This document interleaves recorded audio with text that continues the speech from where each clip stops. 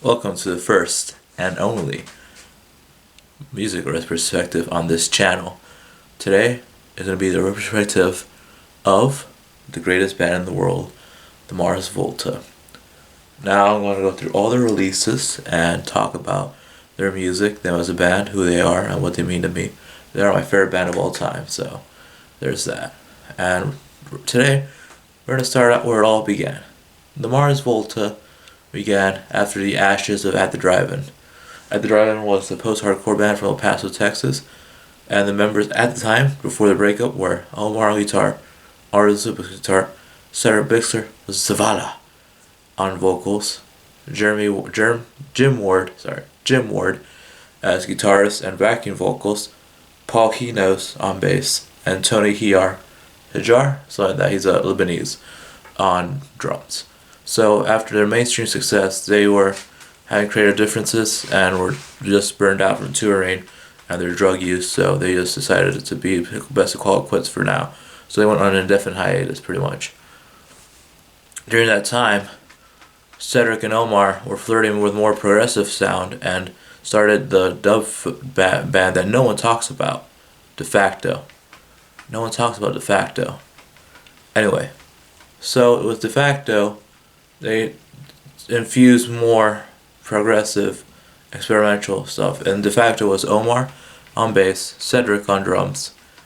Ike Owens, may he rest in peace, he died in 2014 from a heart attack in Mexico City while playing with Jack White. So let's take a moment of silence for Ike.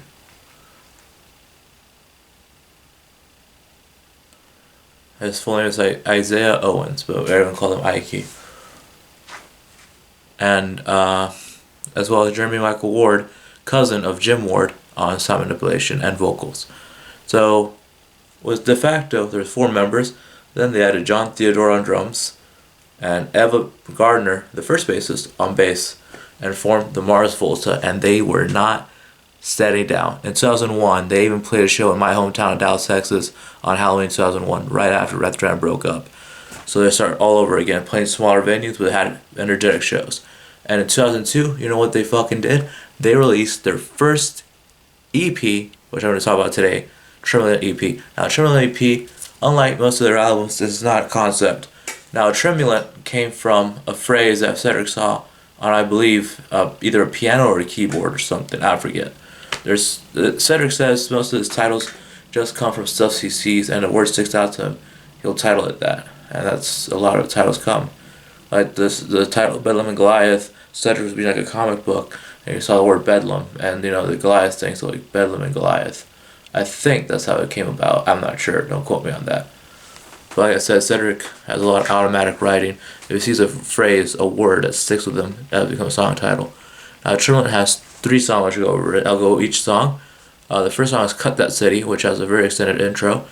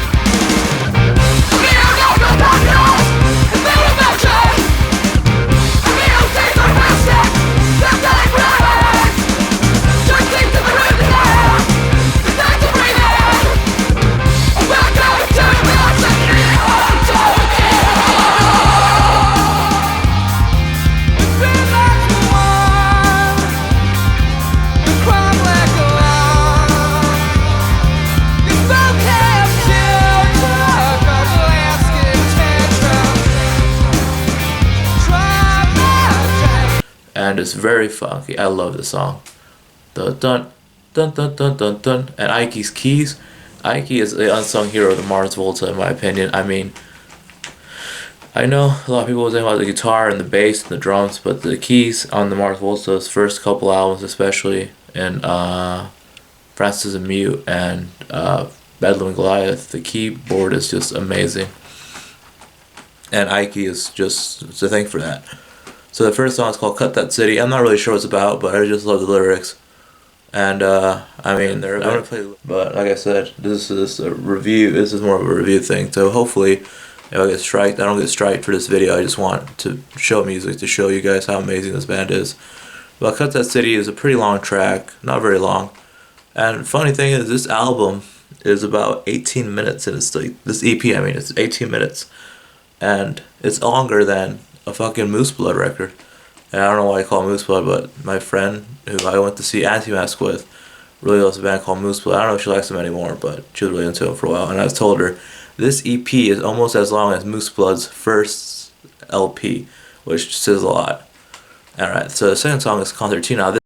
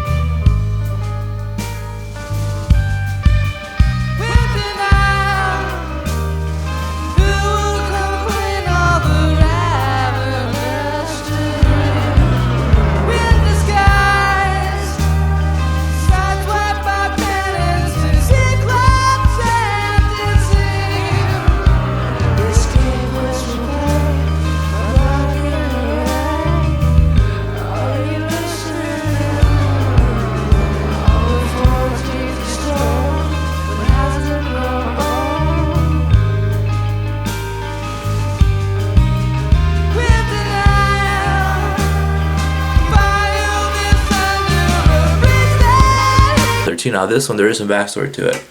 Now, if you don't know, Julio Venegas was a friend of Omar and Cedric who played with him for a couple of stuff, but he died in 1996, I believe. They made the song Embryo on their first album of At the Drive-In. He killed himself, and they say one of the people who had a hand in the suicide, who drove him to suicide by either you know, having an affair with his girlfriend or something like that, or just stuff that made, or just like this drove Julio to suicide, was Ben Rodriguez, and this song was a big fuck you to Ben Rodriguez. That's like, the lyrics are like, haz que gasando en el mar, acuéstate en la tierra, verdad de tus sueños, ambos me recuerdo, solamente a ti te odio, yo ya me voy. And there's a line that says, on the 14th your soul, what hasn't grown old. I believe Julio Venegas killed himself on February 14th.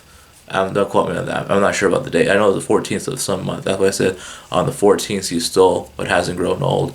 And like I said, it's a song about Julio's death and blaming Ben Rodriguez. And it's an amazing song. Please check it out. And finally, the third and final track, and the longest track on the album, is Unique Provocator. I think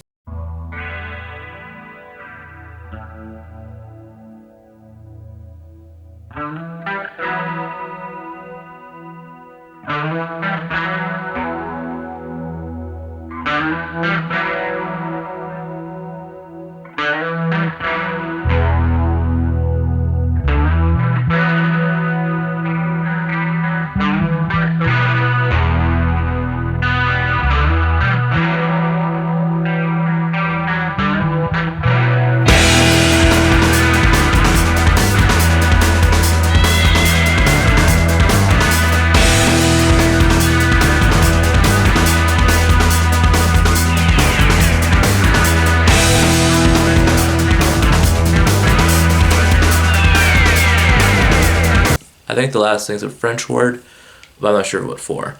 And this one is also kind of a loose song. I mean, there's a great bit at the very end where it's the lyrics is "Too busy spider" backwards, and also "Did mommy and daddy ever spank you?" I don't know if Omar Cedric did this kind of to make fun of the whole backmasking thing, especially believe back in the 70s and 60s, parents were convinced, they were fucking convinced that all rock records were backmasked. And if you play the record backwards, it will have a secret message. Usually satanic stuff like Hotel California, or stuff like that, talking about like hell, or like Stairway to Heaven's about hell as well. Like stuff like that, like Satan, stuff like that. And no, they kind of make fun of that by putting the lyrics of the Itsy Bitsy Spider and saying, "Did mommy daddy ever spank you?" When you play the songs backwards, and I think that's what Omar said we're trying to go for. I'm not sure exactly, but it sounds like something they do. And that's pretty much the album.